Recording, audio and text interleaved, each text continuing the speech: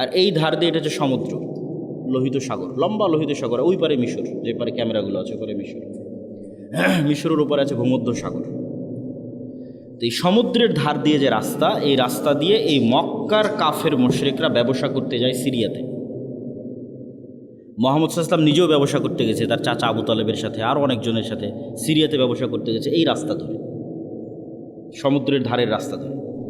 এখন মুহাম্মদ সাল্লাল্লাহু আলাইহি ওয়াসাল্লাম মক্কা থেকে হিজরত করে চলে এসেছে মদিনায়। আর মুহাম্মদ সাল্লাল্লাহু আলাইহি ওয়াসাল্লাম যদি এই রাস্তা কেটে দেয়, এরা কোন দিক দিয়ে ব্যবসা করবে? বুঝেন না মনে হয় আমার কথা কি বোঝা যায়? তো মুহাম্মদ সাল্লাল্লাহু আলাইহি ওয়াসাল্লাম একদল সাহাবীকে আদেশ দিয়ে রাখলেন, এই রাস্তা দিয়ে যেন কোনো ব্যবসায়িক পণ্য না যায়, কাট অফ। মক্কার মানুষের মাথা নষ্ট হয়ে গেল। শুধু মুহাম্মদ সাল্লাল্লাহু আলাইহি ওয়াসাল্লাম যদি শুধু দাওয়াত দিতেন, এত দ্রুত যুদ্ধ হতো না। কিন্তু যখন অর্থনীতির পেটে যখন গিয়ে আঘাত পড়ল, তখন তো যুদ্ধ অবশ্যম্ভাবী। তখন আবু জাহাল দেখলো যে মদিনা যদি পাওয়ারফুল হয়, আমাদের তো ব্যবসা স্থায়ীভাবে বন্ধ। কেন এই মদিনা রাষ্ট্র পাওয়ারফুল মানে এই সমুদ্রের এই রাস্তার কন্ট্রোল মদিনা রাষ্ট্রের যে প্রধান তার হাতে। তাহলে মুহাম্মদ সাল্লাল্লাহু আলাইহি ওয়াসাল্লামের সাথে চুক্তি করা ছাড়া তো আমরা ব্যবসা করতে সিরিয়া যেতে পারবো না। অতএব শুরুতেই মদিনাকে ধ্বংস করে দাও। তখন ওরা নিজেরা জোরপূর্বক এই মক্কা থেকে গিয়ে বদরের যুদ্ধ হয়। বদরের যুদ্ধ সমুদ্রের ধারে হয়েছে। বদরের যুদ্ধ এই মদিনার সরাসরি মদিনাতে হয়নি, মদিনা থেকে 150-200 কিলোমিটার দূরে গিয়ে এই সমুদ্রের রাস্তার পাশে একটু দূরে যুদ্ধ হয়েছে।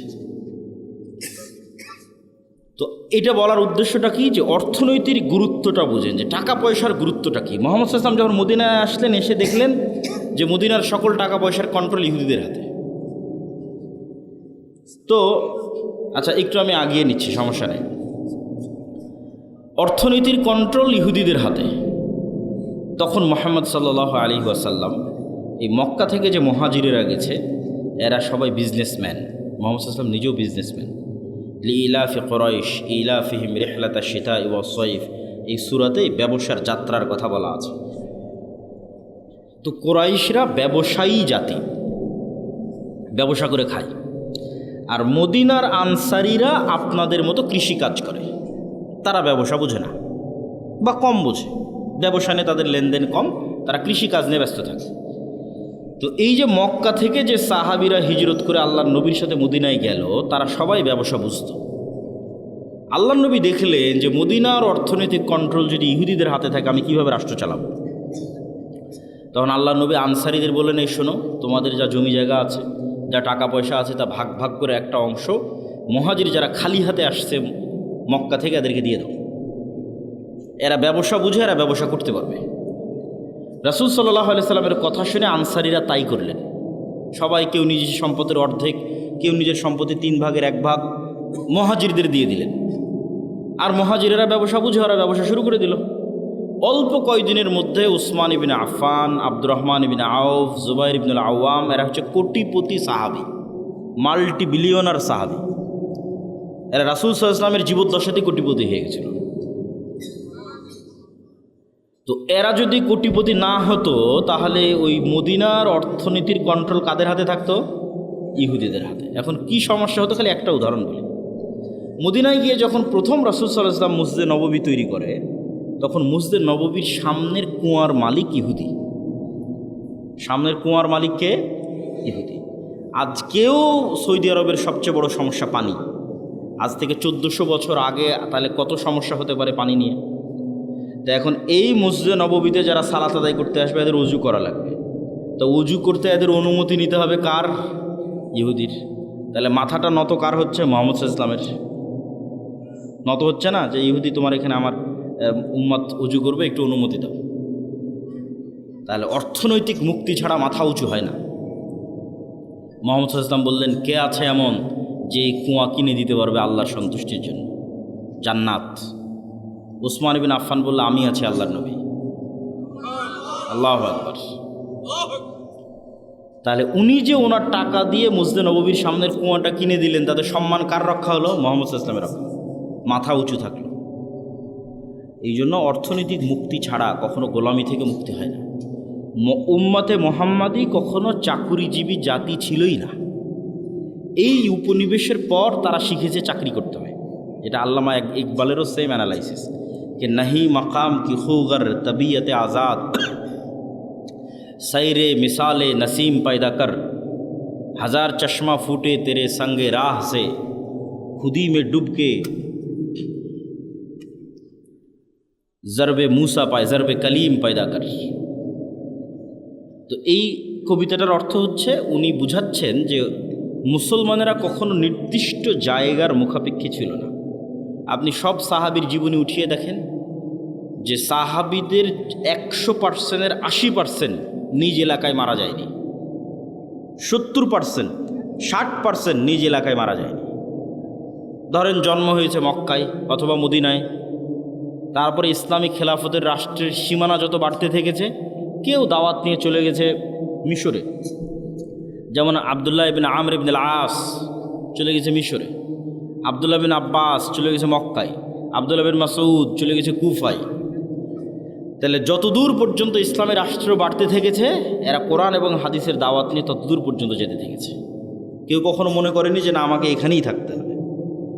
তো মরু যাযাবরেরা কখনো নির্দিষ্ট জায়গার মুখাপেক্ষী হয় না। আর মুসলমানেরা ব্যবসায়ী জাতি, যতদূর পর্যন্ত ইসলাম গেছে তার 50% যদি হয় যুদ্ধ, তো 50% ব্যবসা। যেমন মালয়েশিয়া, ইন্দোনেশিয়া, ব্রুনাই, এগুলোতে কোনো দিন যুদ্ধ হয়নি ইসলামের নামে। তাহলে ওরা ইসলাম গ্রহণ করলো কীভাবে?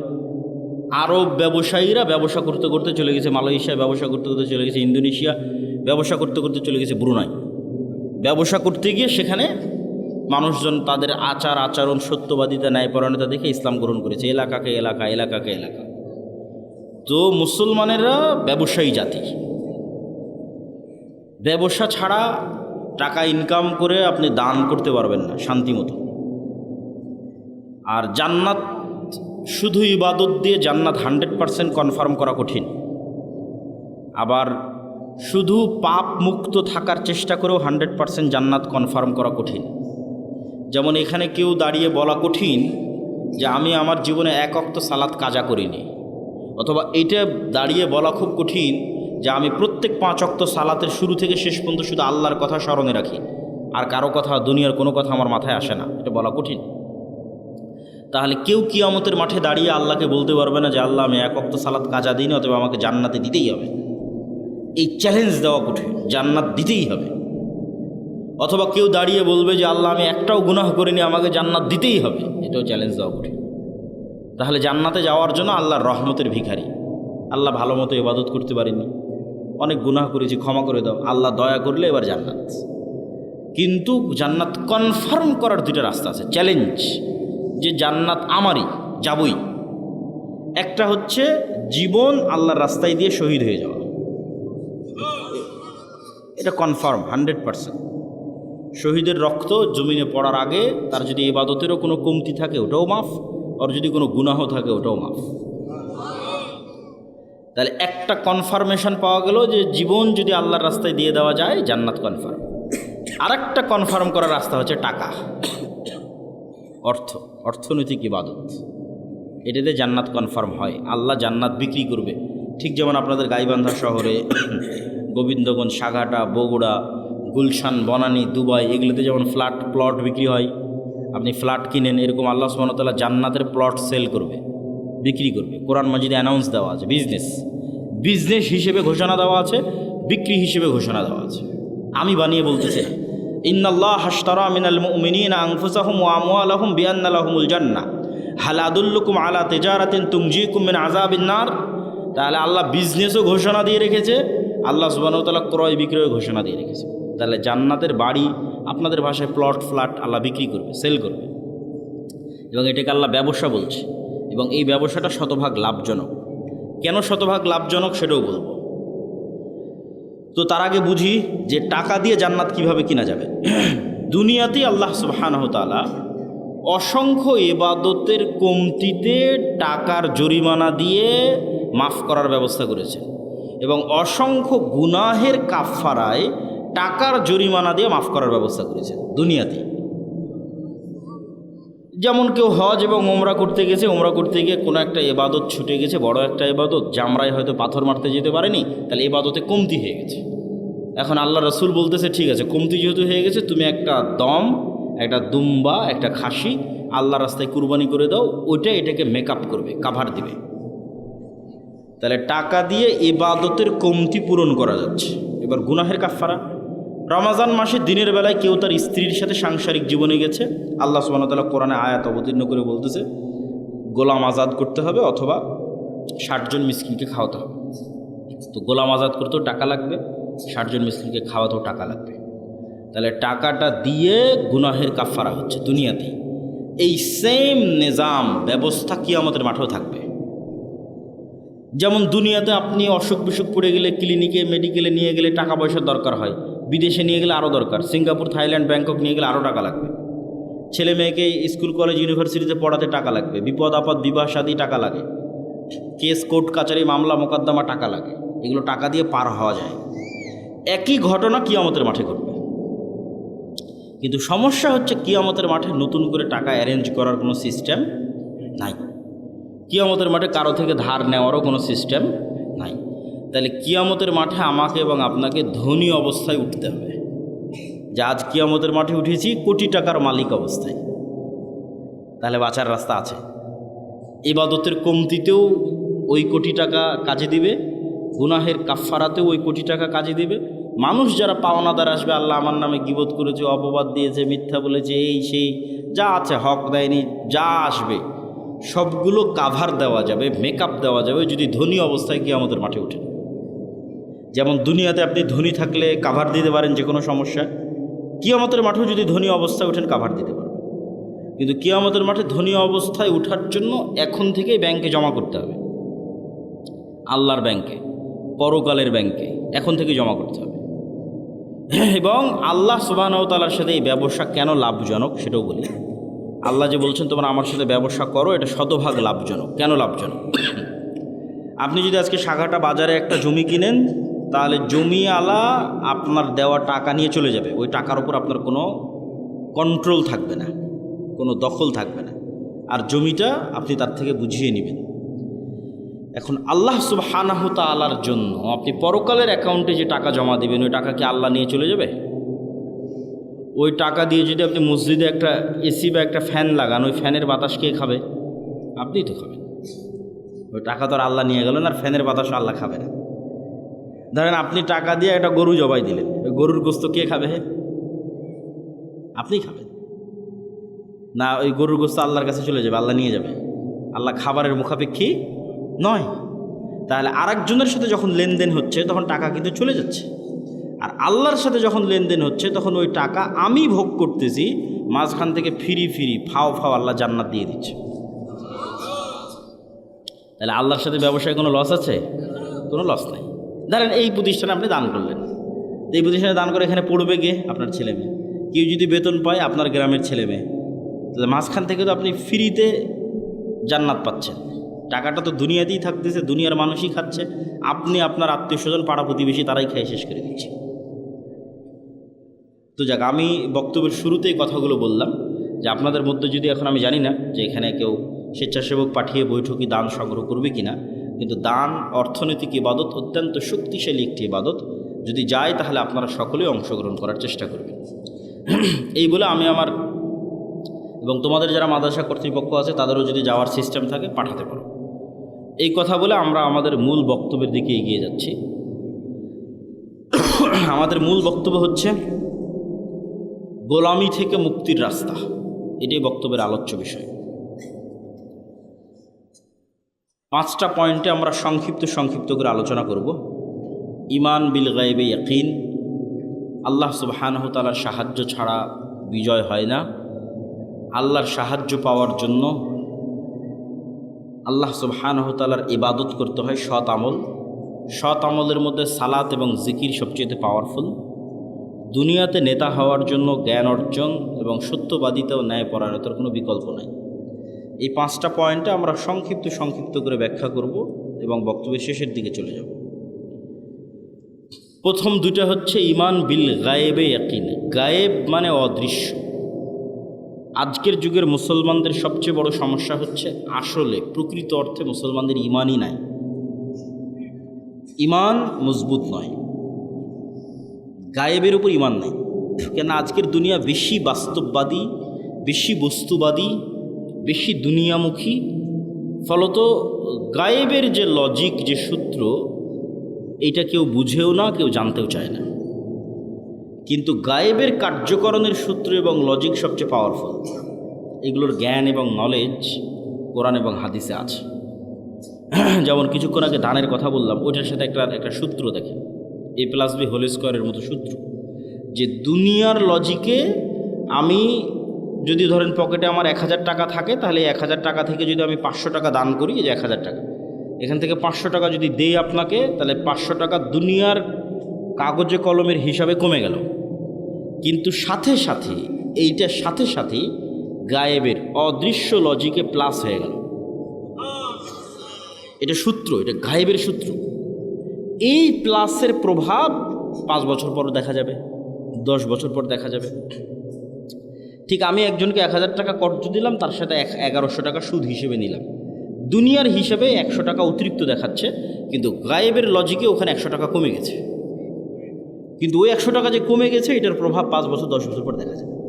এগুলো গায়েবের সূত্র।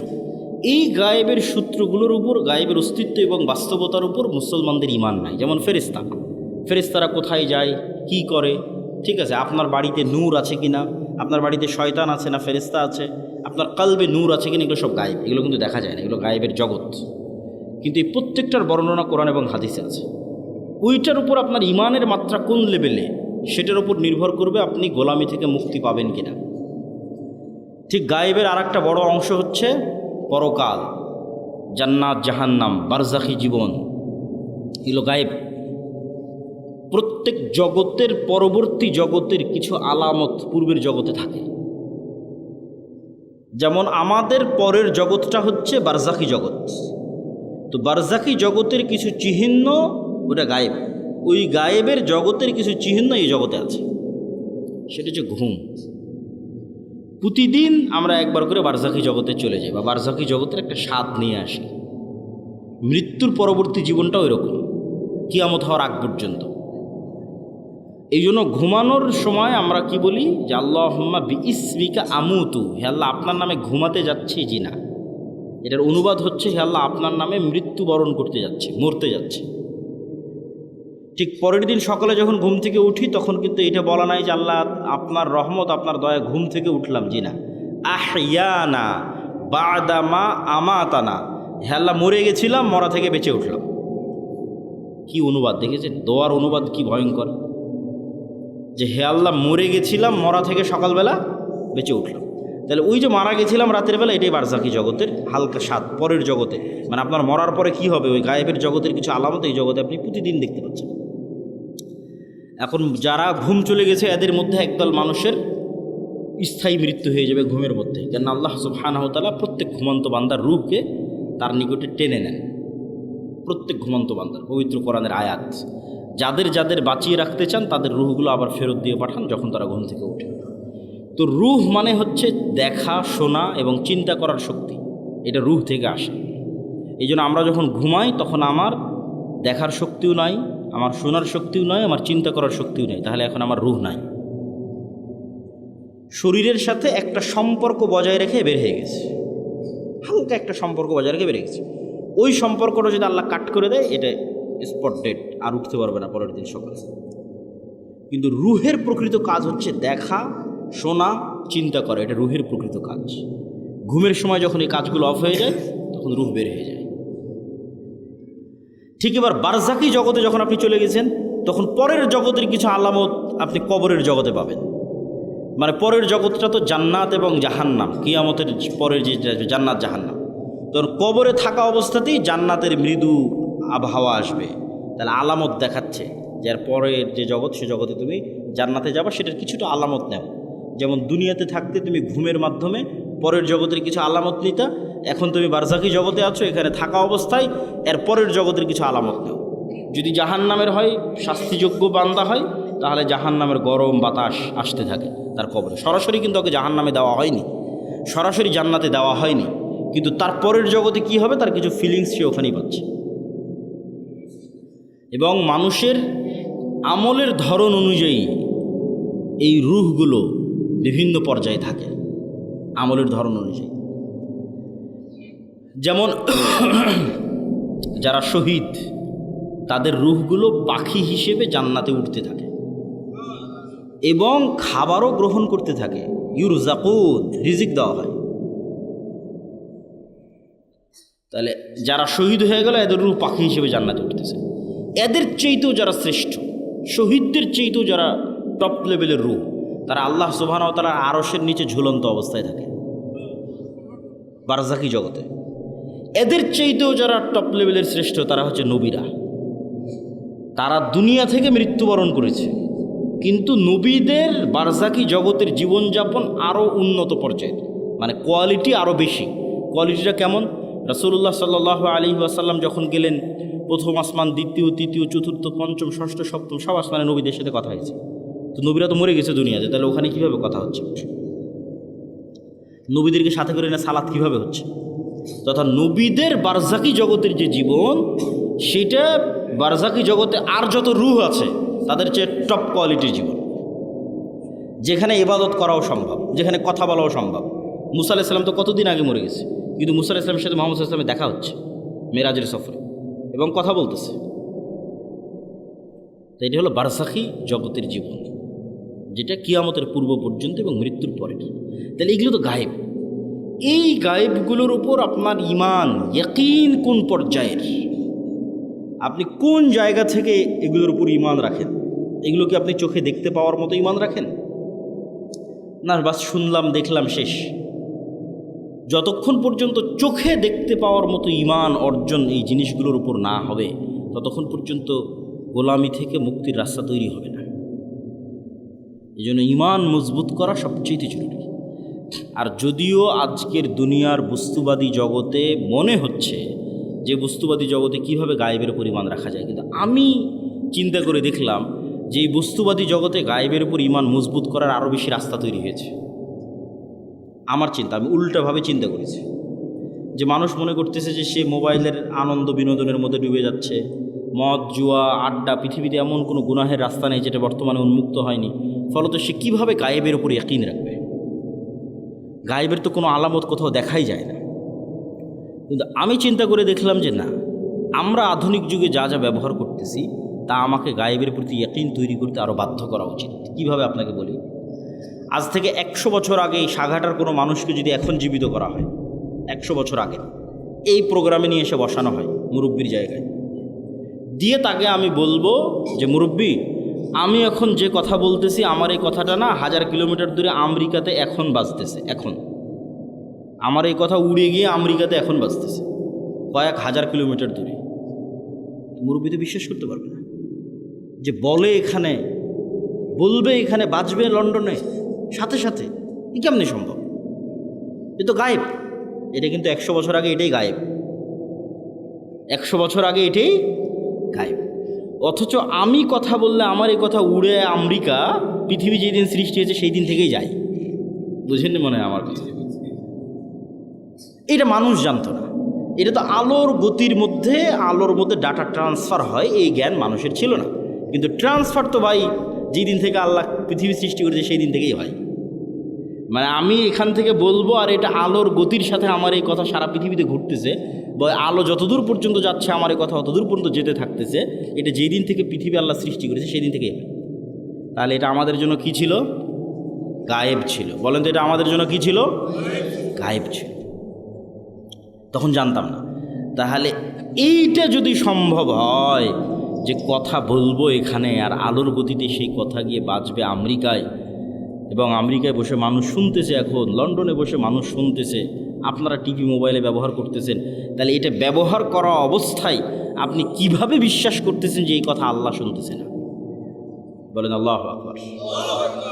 আপনি মোবাইল ব্যবহার করা অবস্থায় মানুষ আপনার কথা শুনে নিচ্ছে, মানুষের তৈরি করা যন্ত্র দিয়ে আমার এখনকার কথা মানুষ শুনে নিচ্ছে ইংল্যান্ডে বসে থেকে, আমেরিকায় বসে থেকে, আর আমি বিশ্বাস করতেছি আরে আমি যে কথা বলছি এটা তো মনে হয় আল্লাহ শুনতে পাচ্ছে না। তাহলে আপনি আধুনিক প্রযুক্তির প্রত্যেক যে জিনিস ব্যবহার করতেছেন ওই জিনিসে এবার এই স্টাইলে চিন্তা করবেন যে মানুষ যদি এই পর্যন্ত করতে পারে তাহলে আল্লাহ কোন পর্যন্ত করতে পারে। তাহলে আপনি যত চিন্তা করবেন তত গায়েবের উপর আপনার ইয়াকিন বাড়বে, যেহেতু ভয়ঙ্কর আমরা গেড়া কলে ফেসে গেছি। বর্তমান বিজ্ঞান এটাই বলতেছে যে কাফা বিনাফসিকাল ইয়াউমা আলাইকা হাসিবা, যে আজকে তোমার হিসাবের জন্য তুমি যথেষ্ট। আলজামনাহু তায়রাহু, মানুষের সাথে মানুষের পাখিকে আমি মানুষের ঘাড়ের সাথে বেঁধে দিয়েছি, শাব্দিক অনুবাদ করলাম। তো কেমনে মানুষ তার হিসাবের জন্য নিজেই সে যথেষ্ট, আলাদা করে হিসাব করা লাগবে না, এইটার একটু দু একটা উদাহরণ দেই। এই যে আমরা এখানে কথা বলতেছি, এই কথা এখন আলোর সহযোগিতায় পৃথিবীর বাংলাদেশের সব জায়গায় পৌঁছে যাচ্ছে। তো এই আলোটা যত দূর যাচ্ছে, এই কথা কিন্তু এই আলোর মধ্যে আছে। শুধু কথা না, আমার দৃশ্য, আমার ছবি, আমার ভিডিও এই আলোর মধ্যে আছে। আলো ডাটা ট্রান্সফার করতে পারে, যেটা দিয়ে এরা ক্যামেরার কাজ করতেছে, মোবাইলের কাজ করতেছে, সেটাই। তো এখন আমরা যদি পৃথিবীতে এমন একটা যন্ত্র আবিষ্কার করি যেটা আলোর চেয়ে বেশি জোরে দ্রুত চলে, এটা আবিষ্কার করা মানুষের পক্ষে সম্ভব নয়। কল্পনা করে যে আমরা একটা অলৌকিক কার্যকলাপের মাধ্যমে একটা মেশিন তৈরি করলাম, আলোর চেয়ে জোরে চলে, দিয়ে এখন আজ থেকে 15 বছর আগে চলে গেছি, আলোর চেয়ে বেশি গতিতে 15 বছর আগে চলে গেছি। তো 15 বছর আগে সাঘাটার মাটি থেকে যে আলোটা ছুটেছে আকাশের দিকে, ওই আলোটা এখন যে জায়গায় আছে আমি ওর আগে গিয়ে বসে গেছি, ওর আগে গিয়ে পৌঁছে গেছি, আলোটাকে ধরবো। ওই আলোটাকে ধরার সময় যদি ওখানে আমি কোনো একটা মেশিন সেট করতে পারি, তাহলে 15 বছর আগে এই সাঘাটার মাটিতে বসে আমি যা করেছি তা লাইভ দেখতে পাবো। 15 বছর আগে সাঘাটার মাটিতে আমি যা বলেছি তা আমি লাইভ শুনতে পাবো। এগুলো একটাও হারিয়ে যায়নি, সব আলোর মধ্যে আছে। ওই যে বিজ্ঞান ব্যবহার করতেছে, এখন এখান থেকে উড়িয়ে নিয়ে গিয়ে আমেরিকা লন্ডনে বাজাচ্ছে, তোর তো আলোর সহযোগিতা, ওখান থেকে হারায় না। যে ধরতে চাইবে তোমাকেও ধরতে পারবে। যে তুমি রাতের অন্ধকারেও যদি কিছু করে থাকো, সেটাও আলোর মধ্যে ভেসে থেকে গেছে, ওটা ধরা যাবে। লাইভ বদরের যুদ্ধ দেখা সম্ভব। শুধু আলোর গতিতে 1500 বছর আগে চলে যেতে হবে, তাহলে বদরের যুদ্ধ লাইভ দেখা যাবে, ক্যামেরা দিয়ে আর মোবাইল দিয়ে। মুহাম্মদ সাল্লাল্লাহু আলাইহি ওয়াসাল্লামের হাদিস লাইভ শোনা যাবে, কিন্তু যাওয়া সম্ভব নয়, তাই যেতে পারতেছি না। কিন্তু তোমাদেরকে বুঝাচ্ছি, ওর আরও ইয়াকিন তৈরি হওয়া উচিত যে আমরা তো বড় বিপদে আছি। শুধু এই একটা নয়, এই যে পুনরুত্থান, আল্লাহ সুবহানাহু ওয়া তাআলা মানুষকে জীবিত করতে চায়, জীবিত করবে। তো মানুষের ডিএনএ যদি এখনকার বিজ্ঞান 10,000 বছর আগে ধরো যে ডাইনোসর চলে গেছে, তার ডিএনএ যদি পাই, তাহলে ওর ক্লোন করে কাছাকাছি ওই মানের, ওর ওই ডাইনোসরের কী ছিল না ছিল সব কিছু বের করে নিয়ে আসতে পারবে।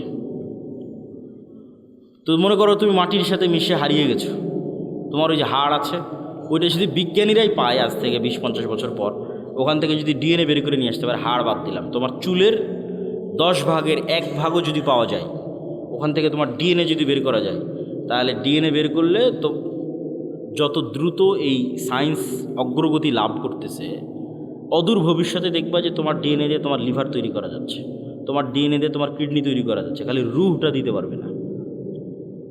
তাহলে বিজ্ঞানীরাই তোমাকে 10,000 বছর পর আবার বানাতে পারবে, খালি রুহটা দিতে পারবে না। তাহলে বিজ্ঞানীরাই যদি এই পর্যন্ত করতে পারে, তা আল্লাহ সুবহানাহু ওয়া তাআলা তোমাকে পুনরায় জীবিত করতে পারবে না? খুবই ভয়ঙ্কর। আল্লাহ সুবহানাহু ওয়া তাআলা অতি দ্রুত এবং অতি সহজে তোমাকে পুনরায় জীবিত করবে। এই জন্য মানুষের শরীরের সাথে মাটির প্রচণ্ড মিল আছে, প্রচণ্ড মিল আছে মানুষের শরীরের সাথে মাটির। আমরা যা খাবার খাই সব মাটি থেকে আসে, যা আমাদের পেটের মধ্যে ঢুকতেছে, এমন কোনো খাবার নাই যেটা তুমি মাটির সংস্পর্শ ছাড়া তৈরি করতে পারবা, আলোর সংস্পর্শ ছাড়া তৈরি করতে পারবা, পানির সংস্পর্শ ছাড়া তৈরি করতে পারবা, কিছু নাই। বলো কই আমি গরুর গোশত, তো গরু কী খায়? ঘাস খায়। ঘাস কোথায় হয়? মাটিতে হয়। কোনো খাবার নাই পৃথিবীতে যেটা ওখান থেকে আসতেছে না। তাহলে একটা কলা তৈরি হলো, মাটির কলার গাছ তৈরি হলো, কলার মধ্যে কি আছে? Magnesium, calcium. ওই সেম ম্যাগনেসিয়াম ক্যালসিয়াম তোমার শরীরের মধ্যে আছে। তাহলে ওই ম্যাগনেসিয়ামটা মাটির থেকে আসতেছে, তাহলে মাটির ম্যাগনেসিয়াম আর তোমার শরীরের ম্যাগনেসিয়াম সেম।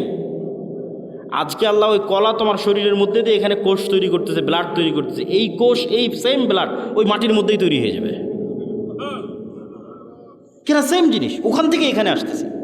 শুধু আল্লাহ এই শরীরের উপযুক্ত করার জন্য গাছগুলোকে তৈরি করে দিয়েছে, যাতে সরাসরি মানুষ মাটি খেতে পারবে না, ওখান থেকে ওই মাটির রস শুষে যে কলা হবে সেটা মানুষ খেতে পারবে, ওইটা রস শুষে যে আম হবে সেটা খেতে পারবে।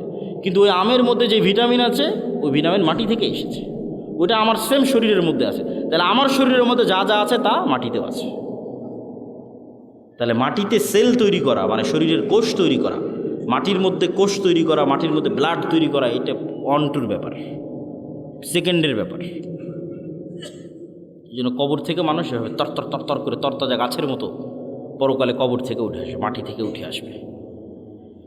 তো সম্মানিত উপস্থিতি, তাহলে আপনি গায়েবের ওপর যতক্ষণ ইয়াকিন তৈরি না করবেন ততক্ষণ আপনি সঠিক সিদ্ধান্ত নিতে পারবেন না। আপনার কাছে মনে হবে এই দুনিয়াই আমার কাছে সব কিছু, অতএব আপনার সকল সিদ্ধান্ত হবে দুনিয়ামুখী। আর যখন আপনি মনে করবেন যে না এই দুনিয়া আমার কাছে কিছুই নয়, আসলে আমার প্রকৃত বসবাসের জায়গা জান্নাত, অতএব আমাকে এখানে বসে থেকে জান্নাতে ঘর বানাতে হবে, আমাকে এখানে বসে থেকে জান্নাতের বাগানে গাছ লাগাতে হবে, আমার স্থায়ী থাকার জায়গা হচ্ছে জান্নাত। এই কল্পনাটা যেই দিন যত মজবুত হবে তত গোলামি থেকে মুক্তির রাস্তা সহজ হবে। এই কল্পনাটা মজবুত হওয়া জরুরি। আল্লাহ সূরা বুরুজের মধ্যে বলছেন ওমা নাকামু মিনহুম ইল্লা ইউমিনু বিল্লাহিল আজিজিল হামিদ, যে সূরা বুরুজের ঘটনায় পুরো একটা এলাকার মানুষকে জ্বলন্ত আগুনে নিক্ষেপ করে দেওয়া হয়েছে, হয় ঈমান পরিত্যাগ করো না হলে আগুনে ঝাঁপিয়ে পড়ে মরে যাও। তো মা তার কোলের সন্তান সহ আগুনে ঝাঁপ দিয়ে পড়ে যাচ্ছে। এটা কেমনে সম্ভব?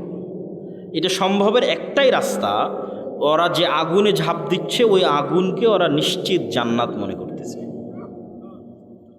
আর বাড়িতে ফিরে গেলে যে এসি ফ্রিজ ফ্যানের বাতাস আছে ওইটাকে ওরা নিশ্চিত জাহান্নামের আগুন মনে করতেছে। শুধু মনে করা নয়, ইয়াকিনের লেভেলে ওদের বিশ্বাস। ফলত ওরা আগুনে ঢুকতেছে না জান্নাতে ঢুকতেছে, জান্নাতে ঢুকতেছে। এটা ছাড়া আপনি ঢুকতে পারবেন না, এই লেভেলের ইয়াকিন ছাড়া আপনি ঢুকতে পারবেন না। ওরা তো আগুনে ঢুকতেছে না, জান্নাতের মধ্যে ঢুকতেছে, দেখতে পাচ্ছে এটা জান্নাত। এই সেম পরীক্ষা তো দাজ্জালের পরীক্ষা এরকমই হবে। দাজ্জালের জান্নাত হবে জাহান্নাম, দাজ্জালের জাহান্নাম হবে জান্নাত।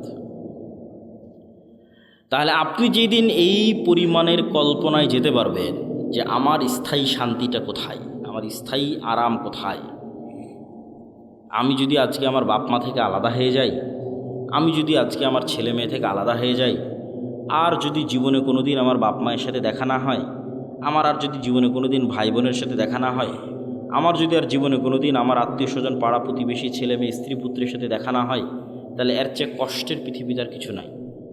এটা তাহলে কোনো জীবনই হলো না। বরং যদি এর বিপরীতটা হতো, যে এই যমুনা নদীর পাড়ে আমার একটা বিশাল বাড়ি থাকলো, বাংলো বাড়ি, আর সেই বিশাল বাংলো বাড়িতে আমি স্থায়ীভাবে আমার ছেলে মেয়ে স্ত্রী পুত্র বাপ মা সবাইকে নিয়ে, কোনো মৃত্যু নেই, কোনো অসুখ নাই। ছোটোবেলায় যেরকম যমুনা নদী থেকে একটু গোসল করতাম, ওরকম মাঝে মধ্যে গিয়ে গোসল করে আসবো, একটু মাছ ধরতাম, মাঝে মধ্যে একটু মাছ ধরে আসবো, নৌকা চালাতাম, মাঝে মধ্যে একটু নৌকা চালিয়ে আসবো। আর এই জীবনটা পার্মানেন্ট। এইটা যদি তোমার কাছে মনে হয় যে এটা জীবনের সবচেয়ে বড় সফলতা, তাহলে এটা জান্নাতে সম্ভব।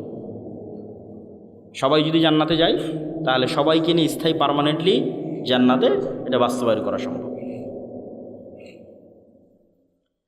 তো এই জন্য মানুষের প্রকৃত জীবন হচ্ছে জান্নাতের জীবন। আর দুনিয়ার জীবনটা কেমন? আমি আজকে যেমন রাজশাহী থেকে অথবা ঠাকুরগাঁ দিনাজপুর থেকে এখানে এসেছি, 10টার 9:30 দিকে পৌঁছেছি, 11:30 12টার মধ্যে বের হয়ে যাব। এইখানে যে আমি 1-1.5 ঘন্টা আছি, আর আপনারা যারা এখানে বক্তব্য শুনতে এসেছেন 1-1.5 ঘন্টা আছেন, এই 1-1.5 ঘন্টার সময় যেমন এই পুরো 60 বছরের সময় তেমন। এটা সফরের মধ্যে একটা যাত্রা বিরতি। সফরটা শুরু হয়েছে যেদিন আল্লাহ রূহ তৈরি করেছিল, এই সফরটা শেষ হবে জান্নাতে এবং জাহান্নামে যাওয়ার মধ্যে। তাহলে এই লম্বা সময়ের মধ্যে এই 60 বছর অতি ছোট। ঠিক এই পুরো 60 বছরের মধ্যে এখনকার 1-1.5 ঘন্টা যত ছোট। এবং মানুষ যখন পরকালে উঠবে তখন মানুষের কাছে এটাই মনে হবে যে আমরা দুনিয়াতে মনে হয় 1-1.5 ঘন্টা ছিলাম।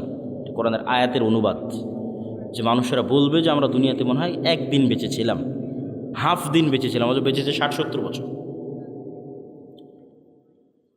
তো সম্মানিত উপস্থিতি, 1 নম্বর পয়েন্ট ঈমান বিল গায়বি ইয়াকিন। পরের পয়েন্টগুলো একটু ছোটো ছোটো করিনি, সময় অনেক অল্প। ঈমান বিল গায়বি ইয়াকিন হওয়ার পরের পর্ব হচ্ছে ইসলাম এবং মুসলমানদের বিজয়ের জন্য আল্লাহর সাহায্য জরুরি। আল্লাহর সাহায্য ছাড়া নবীরাও জয়লাভ করতে পারেনি। আমাদের নবী মুহাম্মদ সাল্লাল্লাহু আলাইহি সাল্লামও নয়। আল্লাহর সাহায্য নিশ্চিত যদি না হয়, আর আপনি যদি পারমাণবিক বমেরও মালিক হয়ে যান, জয়লাভ করতে পারবেন না। আর আল্লাহর সাহায্য যদি নিশ্চিত হয়, আপনি যদি সবচেয়ে দুর্বল থাকেন, জয়লাভ করতে পারবেন। শর্ত আল্লাহর সাহায্য। আল্লাহর সাহায্য আসে কিভাবে? দুইটা টেকনোলজিতে আল্লাহর সাহায্য খুব দ্রুত পৃথিবীতে নেমে আসে। টেকনোলজি বললাম বুঝার সুবিধার্থে, ইয়াং জেনারেশনের বুঝার সুবিধার্থে। মূলত দুইটা ইবাদতে আল্লাহর সাহায্য পৃথিবীতে নেমে আসে, একটা রাতের সালাত আর একটা সকাল সন্ধ্যের জিকির। রাতের সালাত এবং সকাল সন্ধ্যের জিকির, ঠিক যেমন এই মোবাইলটা লক হয়ে আছে, এই মোবাইল ওপেন হবে যদি এখানে পাসওয়ার্ড দিই, ফিঙ্গারপ্রিন্ট দিই, অথবা ফেস ভেরিফিকেশান অন করি। ফেস ভেরিফিকেশান, আমার চেহারা ও ধরে নিল ক্যামেরাতে, ডানে বামে মুখ করে পুরো চেহারা ধরে নিল, তারপর ওই চেহারার সাথে মিলে গেলেই খুলে যাবে, লক ওপেন হয়ে যাবে। তো আজকের যুগেও অনেক আধুনিক উন্নত প্রযুক্তির দরজা আছে, যেই দরজাগুলো ফিঙ্গারপ্রিন্টে ওপেন হয়, কার্ড পাঞ্চ করলে ওপেন হয়। তো মনে করো আমরা পৃথিবীর সবচেয়ে উন্নত প্রযুক্তির একটা দরজার সামনে দাঁড়িয়ে আছি, যে পৃথিবীর সবচেয়ে উন্নত প্রযুক্তির দরজা, যার লক সিস্টেম, পাসওয়ার্ড সিস্টেম পৃথিবীর যে কোনো লক এবং পাসওয়ার্ড সিস্টেমের চেয়ে বেশি ভ্যারাইটিপূর্ণ। তার এক নাম্বার শর্ত কি? এখন আমার সামনে একটা খুব উন্নত প্রযুক্তির দরজা, পৃথিবীর সবচেয়ে উন্নত প্রযুক্তির দরজা বন্ধ হয়ে আছে। আমি ওই দরজা খুলতে চাই, খুলতে হলে আমাকে নির্ধারিত সময় আসতে হবে। ওর পাসওয়ার্ড সিস্টেমের মধ্যেই এই সিস্টেম আছে যেখানে নির্ধারিত সময় ছাড়া কাজ হয় না, অসময়ে এসে লাভ নাই। তাহলে নির্ধারিত সময়ে ওই পাসওয়ার্ডের নির্ধারিত সময় গিয়ে উপস্থিত হলাম। পাসওয়ার্ডের 2 নম্বর শর্ত হচ্ছে যে ওখানে কিছু পিকচার ইনস্টল দেওয়া আছে, যেই পিকচারের সাথে যদি আমার পিকচার মিলে যায়, যেখানে দেওয়া ফরম্যাটের সাথে যদি আমার ফরম্যাট মিলে যায়, তাহলে অ্যাকসেপ্ট করবে। আর একটা জিনিস তার সাথে যুক্ত করা আছে, প্রত্যেক ফরম্যাটে একটা সাউন্ড আছে, মানে প্রত্যেক ফরম্যাটে কিছু সাউন্ড ওখানে সেভ করা আছে, যেটার সাথে আমার সাউন্ড মিলতে হবে, তাহলে দরজা উন্মুক্ত হবে। তাহলে এখন আমরা নির্ধারিত সময় গিয়ে দাঁড়ালাম, এভাবে হাত বাঁধলাম, এটা একটা ফরম্যাট, একটা চিত্র ওখানে দেওয়া আছে। এই ফরম্যাটের সাথে ওখানে কানেক্টেড করা আছে আলহামদুলিল্লাহ রাব্বিল আলামিন আর রহমানুর রহিম, একটা আওয়াজ, সেম আওয়াজ হতে হবে, সেম ফরম্যাটের সাথে। তারপরে রুকুতে চলে গেলাম, এটা একটা ফরম্যাটের একটা চিত্র, এটা ওই দরজাতে ইনস্টল করা আছে। ওখানে বললাম সুবহান রাব্বিল আযীম, এই আওয়াজটা ওই চিত্র, ওই ফরম্যাটের সাথে কানেক্টেড। তাহলে নির্ধারিত সময়ে গিয়ে নির্ধারিত পিকচার ফরম্যাট তৈরি করে নির্ধারিত আওয়াজ যখন আমি বলতে পারলাম, তখন দরজাটা খুলে গেল। তো এইটা এমনি জাস্ট বোঝানোর জন্য আমি বলতেছি, কিন্তু ঘটনা এর চাইতে বেশি উন্নত এবং এর চাইতে বেশি সরাসরি এবং এর চাইতে বেশি ডাইরেক্ট। ইবনুল কাইয়িম রাহিমাহুল্লাহ বলছেন যে মানুষ যখন সালাতে দাঁড়ায় এবং চোখ সিজদার দিকে নিবদ্ধিত রাখে এবং অন্তর আল্লাহর সাথে কানেক্টেড রাখে, তখন আল্লাহ সুবহানাহু ওয়া তাআলা তার নূরের পর্দা সরিয়ে বান্দার মুখোমুখি হয়ে যান। তো এটাই ইবনুল কাইয়িম রাহিমাহুল্লাহ বলেছে। আমি এই জিনিসটাকে আরও সহজ করার জন্য আর একটা উদাহরণ দিই। আমি যে উদাহরণ দেবো ওইটার মতো তা কিন্তু নয়, কিন্তু এটা তার চাইতে আরও কত উন্নত সেটা একমাত্র আল্লাহ সুবহানাহু ওয়া তাআলা জানে। সেটা আমার পক্ষে বলাও সম্ভব নয়, জানাও সম্ভব নয়, কিন্তু বোঝানোর সুবিধার্থে বলতেছি। আমরা অনলাইনে ক্লাস করি না? অনলাইনে ক্লাস করার সময় টিচার আসলো, জুমে লগ ইন করলো, আমিও জুমে লগ ইন করলাম। তো জুমে লগ ইন করার পর আমি এবং আমার টিচার দুইজনই ক্লাসে অংশগ্রহণ করেছি। তো আমরা যে ইন্টারনেট ব্যবস্থাপনার মাধ্যমে এবং যে মোবাইল ব্যবস্থাপনার মাধ্যমে সরাসরি আমার টিচারের মুখোমুখি হয়ে ক্লাস করতেছি, সালাত এই ইন্টারনেট এবং এই মোবাইলের যোগাযোগের চেয়ে হাজারো কোটি গুণের লক্ষ উন্নত প্রযুক্তি আল্লাহর সাথে ডাইরেক্ট কানেক্ট করার, আল্লাহর সাথে ডাইরেক্ট মুখোমুখি হওয়ার, আল্লাহর সামনে ডাইরেক্ট উপস্থিত হওয়ার। তাহলে আল্লাহর সাহায্য পৃথিবীতে নেমে আসবে, এটার লক এবং পাসওয়ার্ড এই আল্লাহর সাহায্যের দরজা উন্মুক্তই হয় সালাত দিয়ে সাথে সাথে। এই জন্য রাসূলুল্লাহ সাল্লাল্লাহু আলাইহি ওয়াসাল্লাম সূর্যগ্রহণে সালাত আদায় করেন, চন্দ্রগ্রহণে সালাত আদায় করেন, বৃষ্টি প্রার্থনার জন্য সালাত আদায় করেন, জানাজার জন্য সালাত আদায় করেন। সালাত আল্লাহর সাথে ডাইরেক্ট কানেকশনের, পৃথিবীর আসমানি জগতের সাথে, গায়েবী জগতের সাথে, দুনিয়ার জগতের কানেকশনের মাধ্যম, যোগাযোগের মাধ্যম। এইটি দিয়ে আসমান থেকে সহযোগিতা নেমে আসে। এই জন্য রাসূল সাল্লাল্লাহু আলাইহি ওয়াসাল্লাম বদরের যুদ্ধের আগের দিন লম্বা রাতের সালাত আদায় করতেছে, সবাই ঘুমিয়ে গেছে, উনি ঘুমাননি। আবু বকর রাদিয়াল্লাহু তাআলা ক্লান্ত হয়ে বলছেন, কাফা কা মুনাশাদাতাকা রাব্বাক, আরে আপনি নবী হয়ে এত বলা লাগে আল্লাহকে, এত লম্বা রাতের সালাত, এত লম্বা দোয়া। কিন্তু মুহাম্মদ সাল্লাল্লাহু আলাইহি ওয়াসাল্লাম খুব ভালো করে জানেন, আবু বকরের চেয়েও ভালো করে জানেন যে আসমান থেকে সহযোগিতা নামাতে হলে সালাতে দাঁড়াতেই হবে। আসমান থেকে সহযোগিতা নিয়ে আসতে হলে রাতে উঠতেই হবে, নির্ধারিত টাইমে, নির্ধারিত ফরম্যাটে, নির্ধারিত আওয়াজে, নির্ধারিত সিস্টেমে অন্তরকে আল্লাহ সুবহানাহু ওয়া তাআলার সাথে কানেক্টেড রেখে সালাতে দাঁড়াতে হবে। তাহলে আল্লাহ সুবহানাহু ওয়া তাআলার সাহায্য নেমে আসবে, এর বাইরে কোনো রাস্তা নাই। আর একটা ইবাদত যেটা দিয়ে আল্লাহ সুবহানাহু ওয়া তাআলার সাহায্য পৃথিবীতে নামে, সেটা বলে বক্তব্য শেষের দিকে চলে যাব, সেটা হচ্ছে জিকির। সকাল সন্ধ্যার জিকির অথবা এমনিতেও জিকির। জিকিরকে সহজ করে বোঝানোর জন্য আমি বলি, ইয়াং জেনারেশনের বোঝানোর জন্য, সহজ করে বোঝানোর জন্য বলি যে এটা হচ্ছে সাউন্ড টেকনোলজি, শব্দ বা আওয়াজ ভিত্তিক একটা প্রযুক্তি। আমাদের আধুনিক সভ্যতা দাঁড়িয়ে আছে এই যে ক্যামেরা এবং মোবাইলের সভ্যতা দাঁড়িয়ে আছে আলোর ওপর, ওয়েভ তরঙ্গর উপর, যেটা প্রথমে তোমাদের বোঝালাম যে পুরো ইন্টারনেটের এই সভ্যতাটা দাঁড়িয়ে আছে, মোবাইলের এই সভ্যতা দাঁড়িয়ে আছে আলোর তরঙ্গের মধ্যে দিয়ে ডাটা ট্রান্সফার হয়। লিখলে ওখানে থাকে, ভিডিও দিলে ওখানে দেখা যায়, অডিও ভিডিও সবই ওই আলোর মধ্যে আছে, বাতাসের হাওয়ার মধ্যে আছে। ওটাকে ইউজ করে কাজে লাগানো, এটাই হলো আধুনিক সভ্যতার মূল ভিত্তি। তো আরেকটা এর চেয়ে তো হাজার এবং লক্ষ কোটি গুণ পাওয়ারফুল একটা প্রযুক্তি, যেটার ধারে কাছে পৃথিবীর কোনো বিজ্ঞান নাই, সেটা হচ্ছে সাউন্ড টেকনোলজি। বিজ্ঞানের পক্ষে যাওয়া সম্ভব নয়।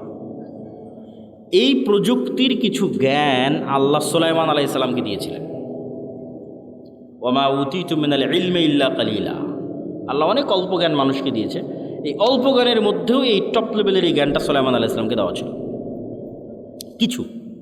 এই জন্য সুলাইমান আলাইহিস সালাম পিঁপড়া কী বলতেছে বুঝতেন, মানে পিঁপড়ার আওয়াজ সুলাইমান আলাইহিস সালাম বুঝতেন। আবার কি বললে পিঁপড়া বুঝবে, মানে কোন আওয়াজ মুখ দিয়ে বের করলে পিঁপড়া বুঝবে, সে আওয়াজ সুলাইমান আলাইহিস সালাম জানতেন। এটা তো আওয়াজের টেকনোলজি, সাউন্ড টেকনোলজি। পাখি কি বলতেছে এটা সুলাইমান আলাইহিস সালাম বুঝতেন, কোন আওয়াজটা বের করলে পাখি বুঝবে, যেমন আমি বাংলা আওয়াজ বের করতেছি আপনি বুঝতেছেন, আবার আমি যদি ইংরেজি শিখি ইংরেজি আওয়াজ বের করবো আপনি বুঝবেন। তো পাখিও তো একটা আওয়াজ বের করছে, আমি তো বুঝি না, তাহলে ওই টেকনোলজির জ্ঞান আমার নাই। আবার আমি কি বললে ওই পাখি বুঝবে সেটাও তো আমি জানি না। তাহলে এটার কিছু জ্ঞান কাকে দেওয়া ছিল? সুলাইমান আলাইহিস সালাতু ওয়াস সালামকে দেওয়া ছিল। সুলাইমান আলাইহিস সালাতু ওয়াস সালাম বললেন যে বিলকিসের সিংহাসন নিয়ে আসতে হবে। তো ইফরিতুম মিনাল জিন, ইফরিত নামক একটা জিন দাঁড়িয়ে বলল যে আপনার চেয়ার থেকে উঠার পূর্বেই অথবা দাঁড়িয়ে থেকে বসার পূর্বেই আমি বিলকিসের সিংহাসন নিয়ে আসব। সুলাইমান আলাইহিস সালাম রাজি হলেন না এটাতে। তখন এমন একজন ব্যক্তি যাকে আল্লাহ জ্ঞান দিয়েছিল, এভাবে বলা আছে কোরআনে, এটা কোরআনের আয়াত। এ এখন জিন না মানুষ, ওর নাম কি তা উল্লেখ করা নেই, খালি বলা আছে এমন একজন ব্যক্তি যাকে আল্লাহ কি দিয়েছিল? জ্ঞান দিয়েছিল। সে বলল আপনার চোখের পলক পড়ার পূর্বেই বিলকিসের সিংহাসন এখানে উপস্থিত হবে, জ্ঞান দিয়েছিল। তো অনেক মুফাসসিরিনে কিরাম অ্যানালাইসিস করেছে, বিশ্লেষণ করেছে, এবং আমার কাছে মনে হয় হতে পারে, আল্লাহ ভালো জানে, জ্ঞান আল্লাহর কাছে, যে উনি বিশেষ কোনো জিকির জানতেন, যেই জিকির দিয়ে উনি চোখের পলকে সিংহাসনকে সেখান থেকে উঠিয়ে সুলাইমান আলাইহিস সালাতু ওয়াস সালামের সামনে পেশ করে দিয়েছেন।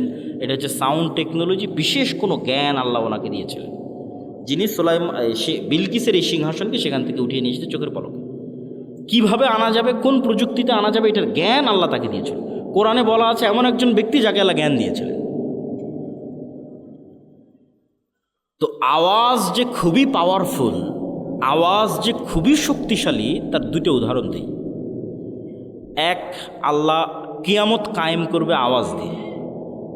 ইসরাফিলকে রেডি করা আছে, সামনে বাঁশি আছে, বাঁশিতে ফু দিবে, আওয়াজ তৈরি হবে, আওয়াজে আসমান জমিন ভেঙে যাবে, আওয়াজে পাহাড় আকাশে উঠতে থাকবে, আওয়াজে চন্দ্র সূর্য নক্ষত্র রাজি ভেঙে চূর্ণ বিচূর্ণ হয়ে যাবে। কিয়ামত কায়েম হবে আওয়াজে। গেল এক, উদাহরণ নাম্বার এক। উদাহরণ নাম্বার দুই, কিয়ামতের পূর্বে যখন সবাই মারা যাবে, সবার মৃত্যু হবে, আরশ বহনকারী ফেরেশতার মৃত্যু হবে, জিবরাইল, মালাকুল মউত, সবার মৃত্যু হবে। মৃত্যু হওয়ার পর শুনশান নীরব পৃথিবী ওয়ায়াবকা ওয়াজহু রাব্বিকা যুল জালালি ওয়াল ইকরাম কুল্লু মান আলাইহা ফান, সব শেষ হয়ে গেছে, শুধু মহান আল্লাহ রব্বুল আলামিন, রব্বুল ইজ্জাত তিনি আছেন। কতদিন এভাবে থাকবে রব্বুল ইজ্জাত জানে, রব্বুল আলামিন জানে। তারপরে উনি যখন পৃথিবীর সব মানুষকে কিয়ামত কায়েম করতে চাইবেন, তখন ইসরাফিলকে জীবিত করে আবার ওই বাঁশিতে ফু দিতে বলবেন। সেখান থেকে একটা আওয়াজ তৈরি হবে, আওয়াজে দুনিয়ার সব মানুষ কবর থেকে উঠে কিয়ামতের মাঠের দিকে উলঙ্গ অবস্থায় দৌড়াতে থাকবে। তাহলে আওয়াজ কত পাওয়ারফুল, আওয়াজের ধরন কত পাওয়ারফুল হতে পারে যে আওয়াজে সব মানুষ জীবিত হয়ে যাবে, আওয়াজে আসমান জমিন ধ্বংস হয়ে যাবে। আওয়াজ যে শক্তিশালী, শব্দ যে শক্তিশালী, বাক্য যে শক্তিশালী, সাউন্ড যে শক্তিশালী, এর আরেকটা উদাহরণ দিয়ে এই পর্বের আলোচনা শেষ করি। আল্লাহ সুবহানাহু ওয়া তাআলা বলছেন ইউসাব্বিহু লিল্লাহি মা ফিস সামাওয়াতি ওয়া মা ফিল আরজ। এটা গায়েবের নিউজ, গায়েবে এটা চলতেছে, আমরা জানি না, আল্লাহ নিজে সংবাদ দিচ্ছে। সেটা কি? আসমান জমিন এবং তার মধ্যে যা কিছু আছে, এই টিস্যু হোক, আর এই পিরিচের প্লেট হোক, আর এই পোস্টার হোক, আর এই গায়ের জামা হোক, আর প্যান্ডেল হোক, আর এই মাইক হোক, আর মোবাইল হোক, এরা 24 ঘন্টা আল্লাহর তাসবিহ পাঠ করতেছে। আল্লাহু আকবার। আসমান এবং জমিনের মধ্যে যা কিছু আছে, কীট পতঙ্গ, পঙ্গপাল, জীব জন্তু, জানোয়ার, সব আল্লাহর তাসবিহ পাঠ করতেছে 24 ঘন্টা। তাহলে 24 ঘন্টা আল্লাহ তাসবিহ পাঠ করতেছে, মানে আওয়াজ বের হচ্ছে। নিশ্চিত থাকেন এগুলো থেকে আওয়াজ বের হচ্ছে, এগুলো থেকে আওয়াজ বের হচ্ছে। এবং এরা শুধু আওয়াজ বের করে না, এরা আওয়াজ বুঝে এবং শোনে।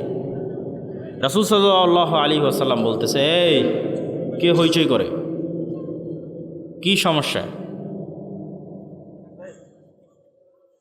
এত গুরুত্বপূর্ণ আলোচনা হচ্ছে, তার মধ্যে সমস্যা করলে হয়? এই পিরিচ আওয়াজ শুধু বের করতেছে না, আওয়াজ শোনে। রাসূল সাল্লাল্লাহু আলাইহি ওয়াসাল্লাম বলতেছে, মুয়াজ্জিন যখন আজান দেয়, যতদূর পর্যন্ত তার আওয়াজ যায়, প্রত্যেকটা জীব জন্তু, জড়বস্তু, জড় পদার্থ, কীট পতঙ্গ, পঙ্গপাল, ধূলিকণা, বালিকণা, সব ওই আওয়াজ বুঝে কিয়ামতের মাঠে সাক্ষী দিবে। আল্লাহু আকবার। তাহলে আওয়াজের উপরেই সব দাঁড়িয়ে আছে। এরা 24 ঘন্টা তাসবিহও পাঠ করতেছে, আবার আপনি তাসবিহ পড়লে এরা বুঝতেও পারতেছে। আপনি সুবহানাল্লাহ বলবেন, এ বোঝে সুবহানাল্লাহ, আলহামদুলিল্লাহ বলবেন, এ বোঝে আলহামদুলিল্লাহ, আল্লাহু আকবার বলবেন, এ বোঝে আল্লাহু আকবার। এই জন্য জিকির খুবই পাওয়ারফুল। আর এই জন্য আল্লাহ সুবহানাহু ওয়া তাআলা উম্মতে মুহাম্মাদিকে যেই নিয়ামতটা দিয়েছেন, এটা পৃথিবীর সবচেয়ে শক্তিশালী। মুসা আলাইহি সালাতু ওয়াসসালামের লাঠি এবং ঈসা আলাইহিস সালাতু ওয়াসসালাম যে জীবিতকে মৃত করতেন, আর অন্ধকে চক্ষুষ্মান করতেন, টাক মাথায় হাত দিলে চুল গজিয়ে যেত, এগুলো সবগুলোর চেয়ে পাওয়ারফুল হচ্ছে এই কোরআন। কেন মুসা আলাইহিস সালামের লাঠির চেয়ে তো পাওয়ারফুল? কেন এই কোরআন সরাসরি আল্লাহর নিজের আওয়াজ। বলেন আল্লাহু আকবার। আল্লাহর নিজের সাউন্ড, আল্লাহর নিজের শব্দ, আল্লাহর নিজের বাক্য। পৃথিবীতে থাকা একমাত্র কিছু যা ডাইরেক্টলি কানেক্টেড রব্বুল আলামিনের জাতের সাথে, একমাত্র। আর বাকি পৃথিবীর সব আল্লাহর সৃষ্টি। শুধু কোরআন সরাসরি আল্লাহর আওয়াজ, আল্লাহর সাউন্ড, যা আল্লাহর থেকে জিবরাইল আলাইহিস সালাম শুনেছে, জিবরাইল আলাইহিস সালাম থেকে মুহাম্মদ সাল্লাল্লাহু আলাইহি ওয়াসাল্লাম শুনেছে, তার কাছ থেকে আমরা শুনেছি। তাহলে উম্মতে মুহাম্মাদের উপর সবচেয়ে বড় নিয়ামত হচ্ছে কোরআন। আর এই জন্য সবচেয়ে বড় জিকির হচ্ছে কোরআন। সর্বশ্রেষ্ঠ জিকির হচ্ছে কোরআন তেলাওয়াত। কিন্তু এই কোরআন বুঝলে তো, মানলে তো উম্মতে মুহাম্মাদের মুক্তি হবে। কেউ বুঝেও না, কেউ মানেও না, হাফেজ হয়ে শেষ, তাহলে তো হবে না। শুধু কোরআন আরবিতে পড়া শিখে নিলাম দিয়ে শেষ না। কোরআনে আল্লাহ সুবহানাহু ওয়া তাআলা বোঝার জিনিস দিয়েছেন, চিন্তা করার জিনিস দিয়েছেন, এটা খুব জরুরি। তো আমাদের বক্তব্যের শেষ 2টা পয়েন্ট। আজকের অবশ্য সব আলোচনা আল্লাহর পথে যাত্রা এই বইয়ের মধ্যে আছে। এই বইটা প্রত্যেক মসজিদ, মাদ্রাসায়, স্কুল, কলেজে প্রতি সপ্তাহে অন্তত একদিন সাপ্তাহিক দার্সের অন্তর্ভুক্ত করা উচিত, পাঠচক্র, তালিমি বৈঠকের অন্তর্ভুক্ত করা উচিত। তবে বইটা আজকে নাই, এর আগের প্রোগ্রামই শেষ হয়ে গেছে। আজকে মনে হয় শুধু 2-3টা বই আছে, তার মধ্যে এই উপদেশ একটা, আর কি আছে, আর ফতোয়া সিরিজ একটা, শুধু 3-4টাই বই আছে। উপদেশ 2-3টে আর ফতোয়ার একটা। আগের প্রোগ্রামে সব বই শেষ হয়ে যাওয়াতে আমরা এখানে আর নিয়ে আসতে পারিনি। তবে কোনো বই না নিলেও আল্লাহর পথে যাত্রা, এই বইটা অনলাইনে অর্ডার দিয়ে হলেও, জামিয়া সালাফিতে যোগাযোগ করে হলেও প্রত্যেক মসজিদে, মাদ্রাসায়, ব্যক্তিগত বাড়িতে, পরিবারে একটা করে রাখা উচিত। তো ঈমান বিল গায়বে ইয়াকিন তৈরি করার জন্য। শেষ 2 পয়েন্ট, সত্যবাদিতা, ন্যায়পরায়ণতার জ্ঞান ও শিক্ষা। পৃথিবীতে গোলামি থেকে মুক্ত হওয়ার জন্য এবং নেতা হওয়ার জন্য আল্লাহ কিছু ফাংশন পৃথিবীতে রেখেছেন। এতক্ষণ যেগুলো বলে মানে সব গায়েবের ফাংশন, এখন বাস্তব জগতের ফাংশন বলে। বাস্তব জগতেও কিন্তু আল্লাহর তৈরি করা ফাংশন কাজ করে। যেমন আল্লাহ আগুন তৈরি করেছে জ্বালানোর জন্য। আল্লাহ ছুরি বা লোহাকের মধ্যে ওকে যার গলায় ধরবেন কেটে যাবে। এগুলোর মধ্যে কাটার শক্তি, জ্বালানোর শক্তি আল্লাহর দেওয়া, মানুষের পক্ষে দেওয়া সম্ভব নয়। তো আগুন জ্বালাবে এই সিস্টেম আল্লাহর দেওয়া, ছুরি কাটবে এই সিস্টেম আল্লাহর দেওয়া। এখন তরবারিকে যদি হামজা রাদিয়াল্লাহু তাআলার গলায়ও ধরা হয় আল্লাহর নবীর চাচা, তাও কেটে যাবে, কেন আল্লাহ তার তৈরি করা সিস্টেম রুল ভাঙে না। এখন একটা বম যদি পৃথিবীর সর্বশ্রেষ্ঠ তাকওয়াবান আল্লাহওয়ালা মানুষের গায়েও মারা হয়, মরে যাবে, কিছু করার নাই। সিস্টেম ওয়ার্ক করবে, ফাংশন কাজ করবে। তো পৃথিবীতে নেতা হওয়ার ফাংশন হচ্ছে, গোলামি থেকে মুক্তির ফাংশন হচ্ছে, অপশন হচ্ছে, বাটন হচ্ছে।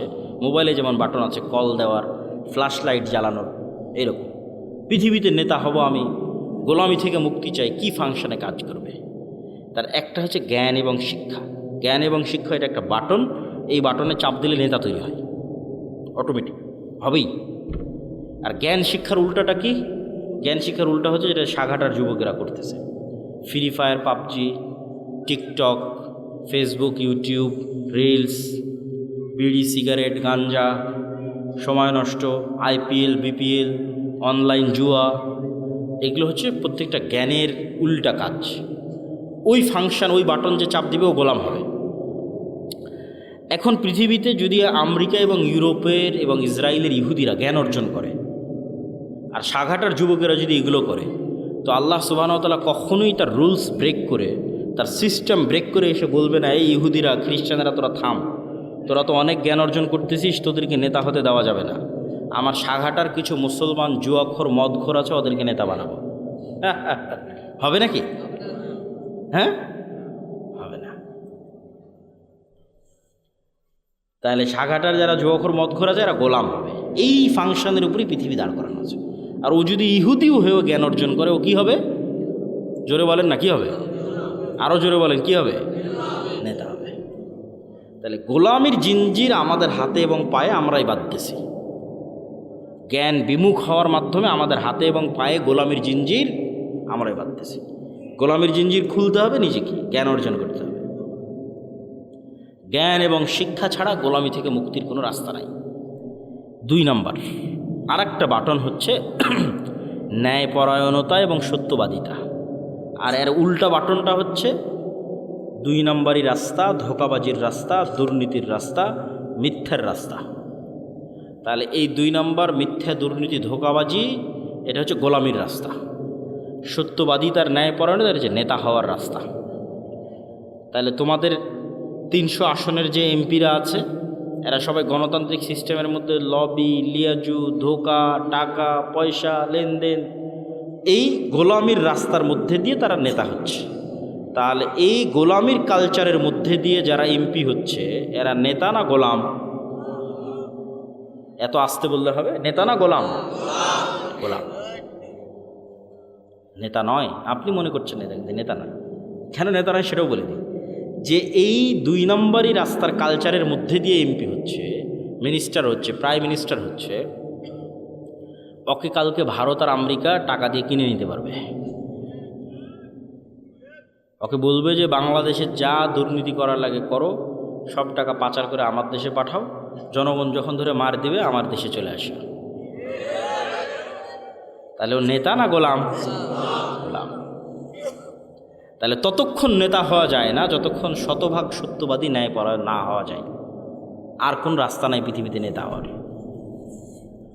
ওসি, ডিসি, এসপি, মন্ত্রী, মিনিস্টার, এসিল্যান্ড, সাব রেজিস্ট্রার, মাদ্রাসার শিক্ষক, প্রধান শিক্ষক, আলেম, ওলামা, হুজুর, ইসলামী দল, সংগঠন, সবার মধ্যে বাহ্যিক ইসলাম আছে। বেশিরভাগের মধ্যে 50% হয়তো সালাত আদায় করে, 60-70% হয়তো উমরা করে। কিন্তু এই চেয়ারটাতে যখন বসতেছে, তখন চেয়ারের আমানত আর রক্ষা করে না। তখন 2 নম্বরই রাস্তা অবলম্বন করে, ঘুষ, সুদ, দুর্নীতি, টাকা পয়সা সবগুলোর মধ্যে ঢুকে পড়ে। তাহলে সে আসলে বুঝেইনি ইসলাম কি, সে আসলে মোনাফিক। সে কি? মোনাফিক। রাসূল সাল্লাল্লাহু আলাইহি ওয়াসাল্লামের হাদিস যে সে মোনাফিক। এখন আপনারা সাগাটার মানুষ কেমনে পরীক্ষা করবেন যে আপনি নেতা হওয়ার যোগ্য না যোগ্য না? জ্ঞান আর শিক্ষার পরীক্ষা তো এমনি করতে পারবেন, জ্ঞান অর্জন শিক্ষার সাথে আছেন কিনা। ন্যায়পরায়ণতা সত্যবাদিতার পরীক্ষা কেমনে করবেন? আপনারা যদি আপনাদের পিতার সম্পত্তিতে নিজ নিজ বোনকে ন্যায়ের সাথে, ইনসাফের সাথে তার যে সম্পত্তি পাওয়ার হক সেটা দিয়ে থাকেন, তাহলে আপনার মধ্যে নেতা হওয়ার গুণ বিরাজমান আছে। আর যদি না দিয়ে থাকেন, যমুনার চরেরটা বোনকে, আর যেটা বেশি দামি রাস্তার পাশে উঁচু সেটা নিজে, ভিটা বাড়ি নিজের, আর যেটাতে আবাদি হয় না, ডুবে থাকে 6 মাস, সেটা বোনের, অথবা দেনইনি বোনকে, তাহলে আপনার মধ্যে গোলামির স্বভাব বিরাজমান আছে। আপনিও গোলাম, আপনার পরবর্তী 14 পুরুষ পর্যন্ত গোলাম থাকবে। এবং আপনাকে যদি আমি আজকে বাংলাদেশের প্রধানমন্ত্রী বানিয়ে দিই, আপনি গত 16 বছরের চেয়ে বেশি দুর্নীতি করবেন। তাহলে এই যতক্ষণ পর্যন্ত নিজ নিজ জায়গা থেকে সবাই সত্যবাদী এবং ন্যায়পরায়ণ না হয়ে যতক্ষণ তো বুঝেই নি ইসলাম কি, ও তো নিজেকেই ধোকা দিচ্ছে। মনে করছে আরে আমি হজ করলাম, ওমরা করলাম, সালাত আদায় করলাম, মসজিদ মাদ্রাসায় দান করলাম, বিশেষ অতিথি প্রধান অতিথি হয়ে বসে আছি, আর কি? সব মুনাফিক। ইজা তুমি না খানা, মুনাফিকের আলামত হচ্ছে দায়িত্বের আমানতের সাথে খেয়ানত করে। এদের অন্তরে ঈমান ঢোকেনি, এদের বাহ্যিক ইবাদত কবুল হবে না, এদের বাহ্যিক ইবাদত কাজে দিবে না। লা ঈমান আল ঈমান লা আমানাত লাহু, যে অন্তরে ঈমান ঢুকে গেছে ওই অন্তরে আমানতের খেয়ানত ঢুকতে পারে না। যে অন্তরে আল্লাহর ঈমান ঢুকে গেছে ওই অন্তরে 2 নম্বরই রাস্তা ঢুকতে পারে না। সম্মানিত উপস্থিতি, আল্লাহ সুবহানাহু ওয়া তাআলা আমাদের এই 5টা পয়েন্টের উপর, ঈমান বিল গায়বে ইয়াকিন, তারপরে হচ্ছে আল্লাহর সাহায্য ছাড়া বিজয় হয় না, আল্লাহর সাহায্য দুনিয়াতে আনার জন্য রাতের সালাত, সকাল সন্ধ্যের জিকির, 5 ওয়াক্ত সালাত তো লাগবেই, নাহলে আল্লাহ গণার মধ্যেই ধরবে না, কাউন্টের মধ্যেই ধরবে না। তার পাশাপাশি সর্বোচ্চ পর্যায়ের জ্ঞান এবং সর্বোচ্চ পর্যায়ের শতভাগ ন্যায়পরায়ণতা এবং আমানতদারিতা। এরকম যদি 500টা মানুষও তৈরি হয়, শুধু বাংলাদেশে না পৃথিবীতেই ইসলাম বিজয়ী হয়ে যাবে, শুধু বাংলাদেশে না, ইনশাআল্লাহ। এই বলে সংক্ষিপ্ত বক্তব্য এখানেই শেষ করছি। সুবহানাক আল্লাহুম্মা ওয়া বিহামদিকা আশহাদু আল্লা ইলাহা ইল্লা। আচ্ছা, কিছু প্রশ্ন আছে। আমি এগুলো দলের নাম ধরে কোনো প্রশ্নের উত্তর দেওয়া পছন্দ করি না। যমজ বাচ্চার জন্য আলাদা আলাদা খাসি জবাই না করে একটা গরু জবাই করলে কি আকিকা হবে? হবে না। আমি বিবাহ করার সময় 1 টাকাও নেব না, মোহরানার টাকা আমার সামর্থ্য অনুযায়ী করতে পারবো কি? কিন্তু মেয়ের পরিবার তাদের ইচ্ছাই করে, এমতো অবস্থায় আমার করণীয় কি? মেয়ের পরিবারকে বুঝিয়ে একটা মাঝামাঝি রাস্তা অবলম্বন করবা, একবারে বেশিও না একবারে কমও না। জুমার সালাতের পর, মাহফিলের পরে, বিবাহ পড়ানোর পরে যেসব হুজুর মোনাজাত করে, ওইসব হুজুরের কি হবে? আবার কি হুজুর জানে এসব বেদাত? ও কেন তাও কেন মোনাজাত করে? এই মোনাজাতের ফতোয়া দিতে দিতে আমার আব্বার জীবন পার হয়ে গেছে, আমি আর কত ফতোয়া।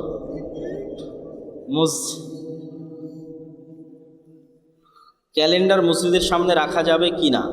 পশ্চিম দিকে যেদিকে মুখ করে আমরা সালাত আদায় করি ওই দিকে কিচ্ছু রাখা যাবে না, একদম সাদা পরিষ্কার ধবধবে, কিচ্ছু থাকবে না, যা থাকবে পিছনে। এমনকি ঘড়িও সামনে থাকবে না, পিছনে থাকবে। আমি পিতার বড় ছেলে, সংসারে বেশি পরিশ্রম করেছি, পিতার সম্পত্তিতে শ্রমের বিনিময়ে বেশি দাবি করা যাবে কি? এই সমস্যায় প্রায় সংসারেরই যারা বড় ভাই থাকে, দায়িত্ব পালন করে, তাদের সবারই সমঝোতার ভিত্তিতে আসলে আলহামদুলিল্লাহ করতে পারো, কিন্তু সমঝোতার ভিত্তিতে না আসলে জোরাজুরি করা, সম্পর্ক নষ্ট করা, এটা করা যাবে না। আচ্ছা, আমাদের আজকের এই প্রতিষ্ঠানটা আল জামিয়া সালাফিয়ার যে শিক্ষা বোর্ড, রবিতাতুল মাদারিস সালাফিয়া, সেটির সাথে অধিভুক্ত, তথা জামিয়া সালাফিয়ার সিলেবাসে এবং জামিয়া সালাফিয়ার থেকে শিক্ষক প্রশিক্ষণ নিয়ে কয়দিন আগে প্রায় 1 সপ্তাহব্যাপী জামিয়া সালাফিয়াতে শতাধিক শিক্ষকের প্রশিক্ষণ হয়েছে। আপনি ছিলেন? মাশাআল্লাহ, বারাকাল্লাহ ফিক। এই প্রতিষ্ঠান থেকেও শিক্ষকেরা গেছিল ট্রেনিং নেওয়ার জন্য। তো জামিয়ার সিলেবাসে এবং জামিয়ার কাছ থেকে ট্রেনিং প্রাপ্ত হয়ে প্রতিষ্ঠান পরিচালিত হচ্ছে, মূল্যায়ন করবেন। এই একই প্রশ্নে দিয়ে অযথা ফিতনা তৈরি করার দরকার নেই, 3টে দিয়েছে একই প্রশ্ন। বৈঠক শেষে দোয়া পড়ি, সুবহানাকা আল্লাহুম্মা ওয়া বিহামদিকা আশহাদু আল্লা ইলাহা ইল্লা আনতা আস্তাগফিরুকা ওয়া আতুবু ইলাইক। বই আছে মাত্র 3-4 কপি, যারা নিবা নিয়ে নাও। ও হ্যাঁ হ্যাঁ, জাযাকাল্লাহ খাইর। আর কারো প্রশ্ন আছে কি চলে যাবে, যদি থাকে আপনারা বলতে পারেন, বিতর্ক প্রশ্ন বাদ দিয়ে জানার ইচ্ছা থাকবে। আছে কি কেউ প্রশ্ন করতে চান?